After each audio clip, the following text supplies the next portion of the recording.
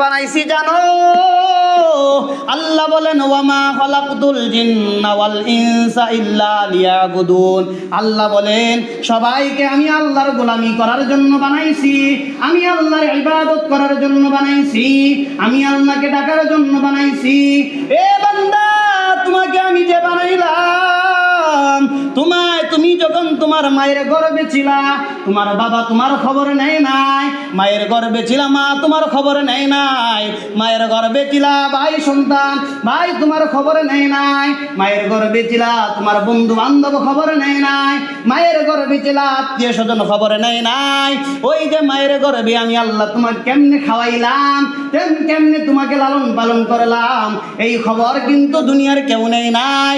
এই মায়ের একটা ছোট ঘরের মধ্যে আমি আল্লাহ তোমাকে কত সুন্দর করে রাখলাম।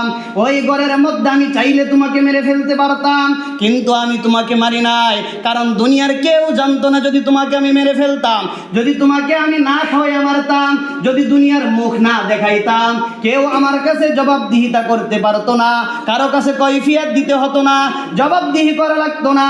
আমি আল্লাহ চাইলে তোমাকে দুনিয়ার মুখ আলো বাতাস না দেখাইতে পারতাম, কিন্তু আমি আল্লাহ যখন তোমাকে আলো দেখাইলাম, ওই আলো দেখাইবার উদ্দেশ্য শুধু একটা। কি উদ্দেশ্য? বান্দা, তোমার যতটুকু হায়াত আমি আল্লাহ দান করলাম, ওই হায়াতের মধ্যে আমি তোমার নিয়ামত দান করলাম।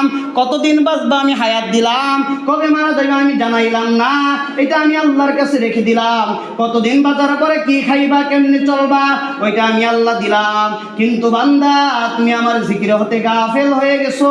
যদি বান্দা শোনো, ওই গাফেল অবস্থায় যদি মারা যাও, তাহলে একদিন মনে রাখবা যে সবাইকে কঠিন কিয়ামতের মাঠে আমার সামনে দাঁড়ানো লাগবে। আল্লাহ তাআলার পয়গম্বর বলেন আউয়ালু মা ইউহাসাবু হিসাবাই আউয়ালু মা ইউহাসাবু ইয়াউমাল কিয়ামাতিস সালাহ। আদম সন্তান যখন আল্লাহর সামনে দাঁড়াইবে, আল্লাহ বলবেন বান্দা, তোমাকে যে এত সময় দিলাম, তোমার আমলনামায় এক এক করে আমার কাছে হিসাব দাও। দেখবো যে তুমি কয় বেলা নামাজ পড়েছো। যদি এক বেলা পড়েছো, 4 বেলা পড়ো নাই। 2 বেলা পড়েছো, 3 বেলা পড়ো নাই। 3 বেলা পড়েছো, 2 বেলা পড়ো নাই। 4 বেলা পড়েছো, 1 বেলা পড়ো নাই। আল্লাহ জিজ্ঞাসা করবেন বান্দা, আমি আল্লাহ কি তোমার উপরে কয় ওয়াক্ত নামাজ ফরজ করলাম? এ বান্দা, আমি আল্লাহ তো 1 বেলা নামাজ ফরজ করি নাই, 2 বেলা করি নাই, 3 বেলা করি নাই, 4 বেলা করি নাই। আমি আল্লাহ তোমাকে 5 বেলা নামাজ ফরজ করেছি। 5 বেলার মধ্যে 1 বেলা কেন ছেড়ে দিলা, 2 বেলা কেন ছেড়ে দিলা? আল্লাহ যখন জিজ্ঞাসা করবে, আদম সন্তানের কোনো জবাব নাই।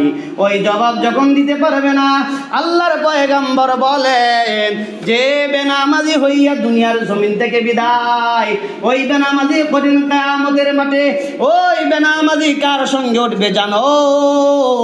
আল্লাহর পয়গম্বর জানায়া দিলেন, বেনামাজি যদি নামাজবিহীন দুনিয়ার জমিন থেকে বিদায় হয়, তাহলে তার হাসর হবে হামান, তার হাসর হবে কারুন, তার হাসর হবে নমরুদ, তার হাসর হবে ফেরাউনের সঙ্গে, তার হাসর হবে উবাই ইবনে কাবের সঙ্গে। এই যে বড় বড় কাফেরদের কথা পয়গম্বর উল্লেখ করলেন, ওই সব কাফেরদের সঙ্গে বেনামাজি উঠবে। ও দুনিয়ার ইমানদার, আল্লাহ বলেন বান্দা, আমি আল্লাহকে ডাকো, আমি আল্লাহকে ডাকবা, আমি আল্লাহর কাছে মাফ চাইবা, আমি আল্লাহর কাছে গুনার জন্য ক্ষমা চাইবা। আমি আল্লাহর কাছে যদি ক্ষমা চাও, বান্দা আমি দেখি না কি পাপ করেছো, কি গুনাহ করেছো, আমি আল্লাহ তোমার ওই গুনাহগুলি মাফ করিয়া জান্নাতের মধ্যে প্রবেশ করাইয়া দিব। আল্লাহ রাব্বুল আলামিন বলেন, এ বান্দা, ওই যে তোমার মৃত্যু,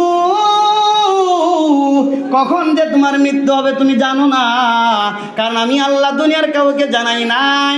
আল্লাহ বলেন কুল্লু নাফসিন যায়িকাতুল মাউত, আমি আল্লাহ যেটা সৃষ্টি করলাম ওইটারে মৃত্যু কিন্তু আছে। ওমা কানা লিনাফসিন আন তামুতা ইল্লা বিইজনিল্লাহ। হে দুনিয়ার ইমানদার, আল্লাহর হুকুমে তুমি মরবা, কিন্তু কখন মারা যাইবা কেউ জানে না। এ ভাই ভাবার বিষয় হলো, আল্লাহ তাআলা যখন কঠিন কিয়ামতের মাঠে বলবেন, বান্দা আমি ইবাদতের জন্য পাঠাইলাম, এবার দেখি 50 বছরের মধ্যে কি করছো, এবার দেখি 70 বছরের মধ্যে কি করছো, এবার দেখি 100 বছরের মধ্যে কি করছো।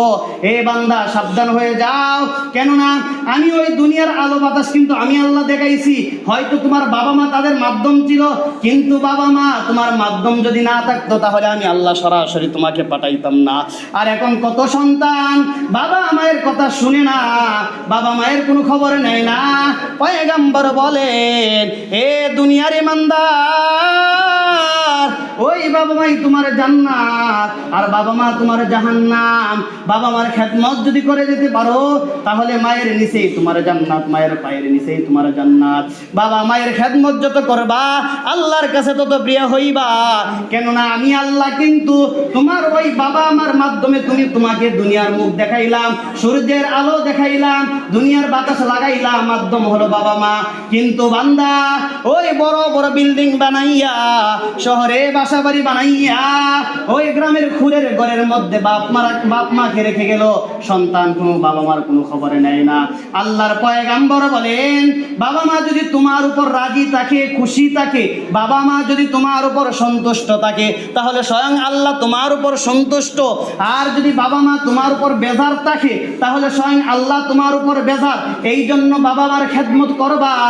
আর বাবা মার খেদমত যদি করতে পারো, 5 ওয়াক্ত নামাজ যদি করতে পারো, সঠিক রাস্তায় থেকে যদি যেতে পারো, তাহলে আল্লাহ তাআলা বলেন, বান্দা গুনাহ করেছো, যত পাপ করেছো, শুধু আমি আল্লাহকে ডাক দাও, আমি আল্লাহকে ডাক দিয়া বলো, আল্লাহ আমি জীবনে অনেক পাপ করেছি, আল্লাহ আমি তো মানুষ, আমি তো গুনাহগার, আমি জীবনে অনেক অন্যায় করেছি, আল্লাহ আমার গুনার দিকে তাকাইও না।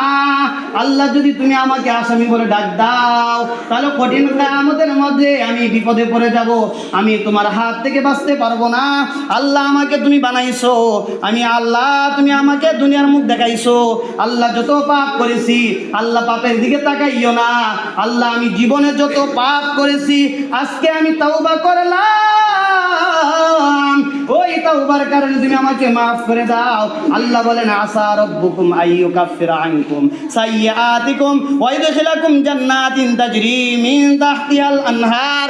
আল্লাহ বলেন, বান্দা এইটা বলার কারণে, এইটা বলেছো এই জন্য আমি আল্লাহ তোমার সমস্ত গুনাহ মাফ করিয়া দিলাম। তাহলে গুনাহ আছে আর মাফ করলে গুনাহ তাহে